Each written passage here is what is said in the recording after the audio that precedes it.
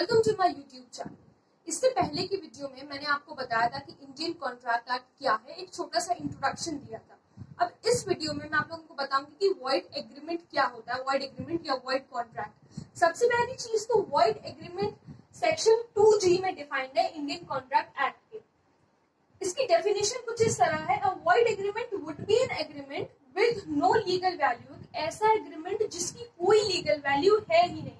Legally, a void agreement means the contract or agreement which is no longer enforceable. एक ऐसा agreement या फिर contract जो कि कोर्ट में इन्फोर्स नहीं कराया जा सकता, उसी को कहते हैं void agreement या फिर contract. A void agreement is never valid. From the beginning ही, शुरुआत से ही ये void agreement void होता है, यानी कि इसकी कोई लीगल वैल्यू नहीं होती from the beginning।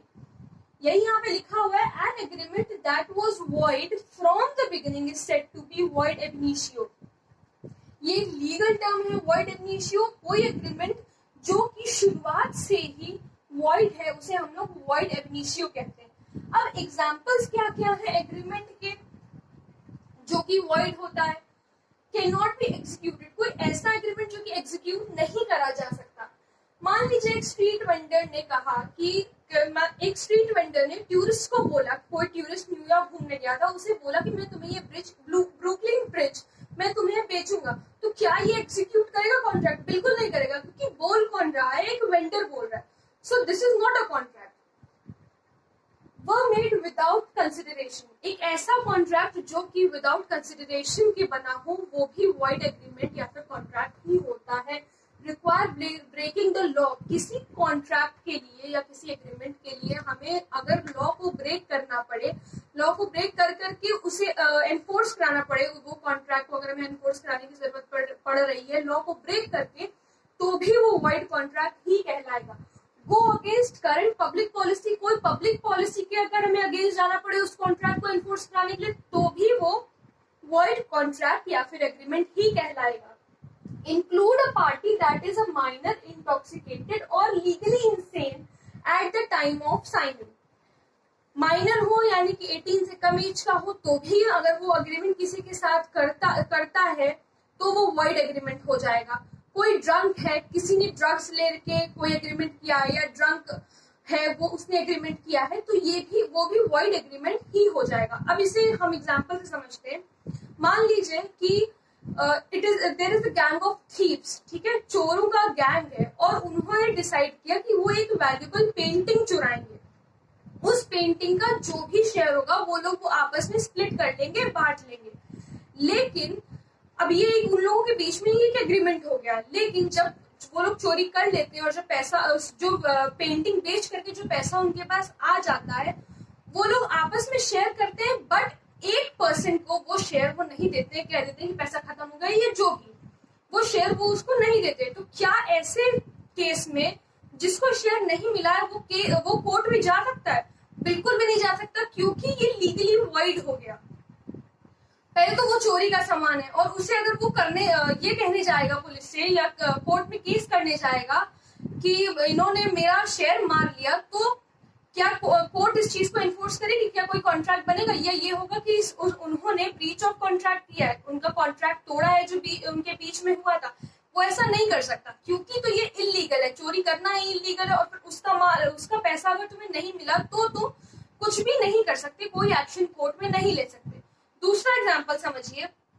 मान लीजिए कि कोई आर्टिस्ट है, ठीक है, कोई परफॉर्मर है, मान लीजिए कोई परफॉर्मर है, उसने उसके शोज लगे हुए हैं, एक के बाद एक उसके शोज लगे हुए हैं, लेकिन अनफॉर्चुनेटली उसका एक्सीडेंट हो जाता है, उसके पैर में चोट लग जाती है, तो उस वजह से वो उस शोज को अटेंड नहीं कर पाता, ना ही उसमें परफॉर्म नहीं कर पाता। तो क्या ऐसे केस में कोई कुछ कर सकता है? किसी को पता तो था नहीं कि उसके पैर में चोट लग जाएगी या उसका एक्सीडेंट हो जाएगा, तो ये एट लास्ट फुलफिल नहीं हो पाया एग्रीमेंट, तो इस एग्रीमेंट को हम लोग कहेंगे कि लास्ट में फ्यूचर में ये एग्रीमेंट वॉइड हो गया। चलिए अब बढ़ते हैं कि एग्रीमेंट किन किन तरह से वॉइड हो सकते हैं। Agreements void through uncertainty. If an agreement is uncertain in meaning and can not be clarified through legal और business proceedings, the agreement is void.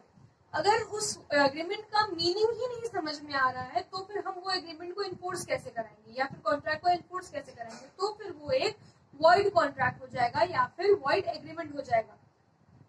हम ये भी कह सकते हैं if the language used can not be interpreted, अगर language कौन सी use हुई है उन दोनों पार्टी के बीच में, अगर उन्हें अपनी लैंग्वेज ही नहीं समझ में आ रही है तो भी कोई कॉन्ट्रैक्ट एनफोर्स नहीं किया जा सकता, यानी कि वो वॉइड कॉन्ट्रैक्ट हो जाएगा। या फिर हम कहें कि एक कॉन्ट्रैक्ट वेगली वर्डेड है। वेगली वर्डेड का मतलब होता है, वेगली का मतलब होता है अस्पष्ट, यानी कि जो पर्टिकुलर हमें समझ में ही नहीं आ रहा है, तो फिर हम उसे कैसे इन्फोर्स करा सकते हैं। एक एग्जाम्पल ये समझिए, एक्स ने कहा वाई से कि मैं तुमसे फल खरीदूंगा। अब फल खरीदूंगा तो उसने कह दिया, अब कौन सा फल खरीदेगा ये तो इंटरप्रेट है नहीं, पता नहीं है, ना वाई को पता है ना एक्स को पता है। जब दोनों को पता ही नहीं है तो फिर ये कॉन्ट्रैक्ट वॉइड हो गया। हाँ, अगर वाई एक ग्रेप फ्रूट का फार्मर है तो अब हमें पता चल गया कि वो ग्रेप फ्रूट का फार्मर, अब अगर एक्स ने कहा कि मैं तुमसे फल खरीदूंगा तो इसका सिंपल सा मतलब है कि वो ग्रेप फ्रूट का फार्मर है तो भाई तुम मुझसे ग्रेप ही खरीद सकते हो और तो कुछ तुम खरीदोगे नहीं। तो इससे हमें पता चल गया कि वो ग्रेप फ्रूट का फार्मर था, तो फिर ये कॉन्ट्रैक्ट वैलिड होगा, अन्यथा नहीं होगा। पहले केस में जो मैंने आपको बताया कि जब हम इंटरप्रेट ही नहीं कर पाएंगे कि क्या वो उससे लेना चाहता था, कौन सा फल वो उससे खरीदना चाहता था, तो वो एक वैलिड तो वो एक वॉइड कॉन्ट्रैक्ट हो गया। अगर वो उसकी लैंग्वेज ना समझ पाता तो भी वो वॉइड कॉन्ट्रैक्ट हो जाता। अब होता है एग्रीमेंट्स वॉइड इन फ्यूचर। ये दूसरे तरीके का है कि दूसरे तरीके से एग्रीमेंट वॉइड कैसे हो सकता है। तो if an uncertain movement take place that contract becomes void. कोई एक ऐसा इवेंट घट जाए, किसी की डेथ हो जाए या कुछ ऐसा, या डेथ हो जाए या एक्सीडेंट हो जाए, जैसा कि मैंने आपको पहले एग्जांपल में बताया, तो वो कॉन्ट्रैक्ट वॉइड हो जाता है। करते समय तो वो वैलिड रहता है, लेकिन अगर ऐसा कुछ अनसर्टेन हो जाए जो हमें पता ना, कोई कैजुअलिटी हो जाए, तो क्या होगा, तो वो कॉन्ट्रैक्ट वॉइड हो जाएगा। मान लीजिए एक्स ने वाई से कहा, मान लीजिए फॉर एग्जाम्पल एक्स ने वाई से कहा कि मैं अपना जो फ्लैट है वो 30 लाख रुपए में तुम्हें बेचूंगा। वाई को वो 30 लाख रुपए में अपना फ्लैट बेचेगा अगर एक साल में उसकी बहन अपनी कंट्री से वहां पे आ जाती है। तो उसने क्या कहा कि मैं तुम्हें अपना फ्लैट 30 लाख रुपए में बेच दूंगा अगर मेरी बहन एक साल के अंदर वहां उस कंट्री में आ जाती है जहां वो लोग रह रहे हैं। लेकिन उसी साल उसकी बहन की डेथ हो जाती है, तो फिर क्या वो कॉन्ट्रैक्ट रहा? नहीं। वो करते समय तो उसने वैलिड कॉन्ट्रैक्ट किया था कि हाँ ठीक है कि जब मेरी बहन वहां से आएगी तो मैं तुम्हें ये फ्लैट बेच दूंगा 30 लाख रुपए का। लेकिन उसकी बहन की डेथ हो गई तो ये कॉन्ट्रैक्ट लास्ट में क्या हो गया, वॉइड हो गया। तो यही दो तरीके हैं जिसकी वजह से कॉन्ट्रैक्ट वॉइड हो सकता है। और भी कई तरीके हैं, वो आप लोगों को आगे पता चलेगा, आगे के चैप्टर्स में मैं आप लोगों को बताऊंगी कि और क्या तरीके हैं जिससे कॉन्ट्रैक्ट वॉइड आखिरी में वो वॉइड हो जाता है। ठीक है, उन्होंने देख लिया कि वॉइड कॉन्ट्रैक्ट क्या होता है। अब हम बढ़ते हैं वॉइडेबल कॉन्ट्रैक्ट की तरफ। वॉइडेबल कॉन्ट्रैक्ट सेक्शन 2I में डिफाइंड है इंडियन कॉन्ट्रैक्ट एक्ट में। और वॉइडेबल कॉन्ट्रैक्ट पहले मैं डेफिनेशन आप लोगों को बताती हूँ। An agreement which is enforceable by law at the option of one or more of the parties thereto, but not at the option of other or others is a voidable contract. अब ये नहीं समझ में आएगा। मान लीजिए कि example है, अपने घर का एग्जांपल ले लेते हैं। मान लीजिए एक फादर और सन है। बेटे ने कहा अपने पापा से कि आप ये घर की, मान लीजिए वो माइनर है, ऐसा मान लीजिए कि उसकी एज 18 से कम है। उसने कहा, या 18 से ज्यादा भी है, उसने कहा अपने पापा से कि अगर आप ये अपनी सारी जायदाद मेरे नाम नहीं करेंगे तो मैं यहाँ से कूद जाऊंगा। मान लीजिए उसने ऐसा कहा। तो उस डर से जो उसके फादर है वो कॉन्ट्रैक्ट साइन कर देते हैं कि हाँ चलो ठीक है, मैं भी ये जायदाद तुम्हारे नाम कर दे रहा हूँ।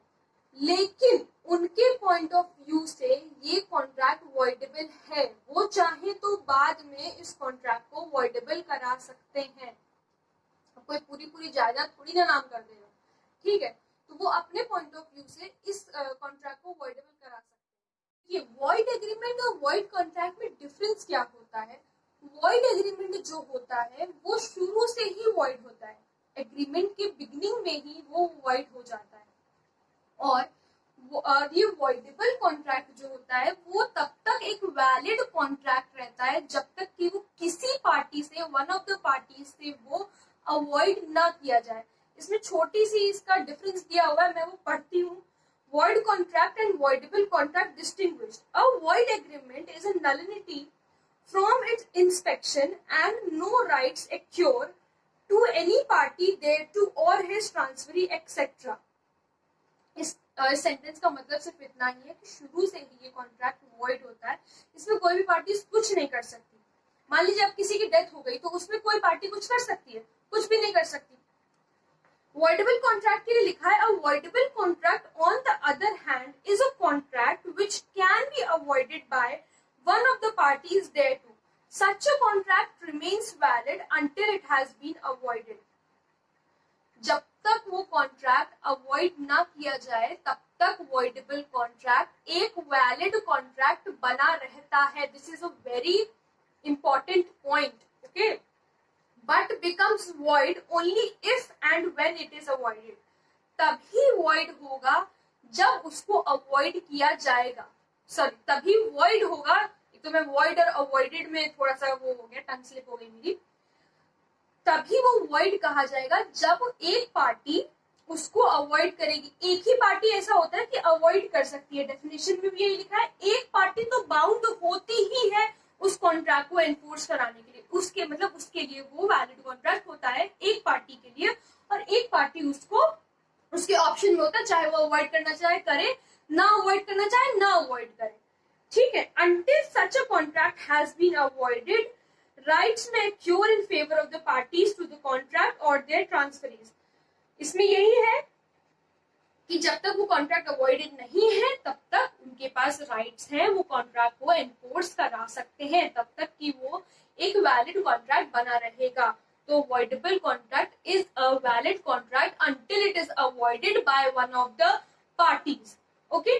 तो आज के इस वीडियो में मैंने आप लोगों को बताया वॉइड एग्रीमेंट जो कि सेक्शन 2G में डिफाइंड है, और वॉइडेबल एग्रीमेंट वॉइडेबल कॉन्ट्रैक्ट जो कि सेक्शन 2I में डिफाइंड है। आज की वीडियो के लिए मैं यहीं तक रखती हूँ।